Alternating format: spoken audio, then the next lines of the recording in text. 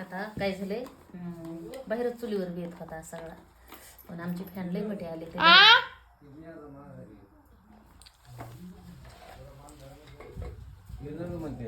का घ्या ना भैया चहा घेत नाहीत का दर मम्मा आता तुझ घे. आता म्हणजे डिकाशन थोडा उरला होता ते मी मॅच घेतला, पण डिकाशन लय गोड झालता. आता ह्यो बी आता किती वाजले ते आता 2 वाजले ते भाकर तर टायमाला खायलाच भेटत नाही. आज सगळ्या स्वयंपाकाचा बेत चुलीवरच होता, पण तिथं लय मोठे पाहुणे बाहेर बसले पटांगणाला, त्याच्यामुळे सगळं पसारा उचलला घरात आणला.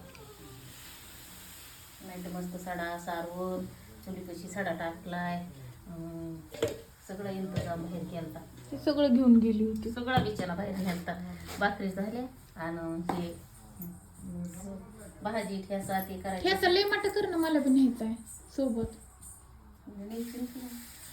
ते लय बारकूस होतं तेवढं तर मलाच लागत इथं खायला. माझा बाबा बघ कप गोळा करून आण बाई इथं खाऊ. माझा वाढदिवस लय जमतंय दीदी त्याचं. आदळू नको, तिला संडास लागली. त्याने दाबू दाबू संडास लागली तिला. संडास लागली. लंगे मिरच्या बाई ताक केलंय म्हणूनच ताक बघूनच म्हणलं जास्त कर म्हणून, जास्त कर म्हणून. ठेसा ठेसा भाकर आणि ताक खायचंय मला. टमाट्याची चटणी करायची ना, तसले मोठाले गळू तळायचे ते मग लय मोठं.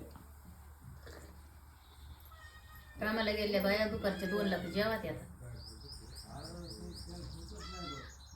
महागारी द्या म्हणलं तर म्हणते लय लांबलं माणूस होतो. 1000 रुपयाचं सुद्धा करडो नाही. आले ते 2,500 लागले.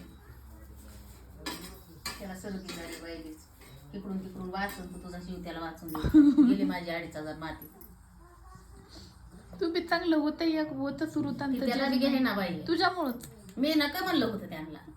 त्यांना नुसतं एकदा काय म्हणलं, ही लय शिळी दुधाची, ह्याला जर 1 करडू लावला अजून तर चांगलं होईल. तर त्यांना वळतच गेले की तसलं मरकुडं घेऊन आली. 2 महिन्याचं तरी असं दिसा पुरवालेलं आहे का त्याला आकार काय. बारीक नाहीच ते नाजूक, लय दिवसाचं लय दिवसाचं दूध नाही प्यायले, एखाद्या शिळीने नाही घेतले. पाचशेला सुद्धा जायचं नाही आता नाही म्हणलं तर इकायला.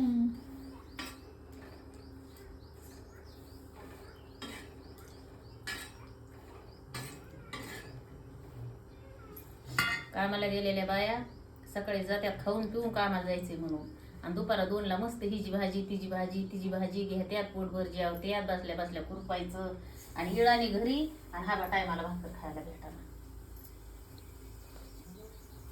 पण चुलीवरल्याच भाकरी खायच्या काय बाया गॅसवरल्या खात्यात की जात्यात. गावरान बाजरी, उन्हाळी बाजरी, हिरवीगार चुलीवरल्या भाकरी चांगल्या लागतात. नुसता हिंडतो इकडून इकडं इकडून इकडं. चेन वाजत ना त्याची.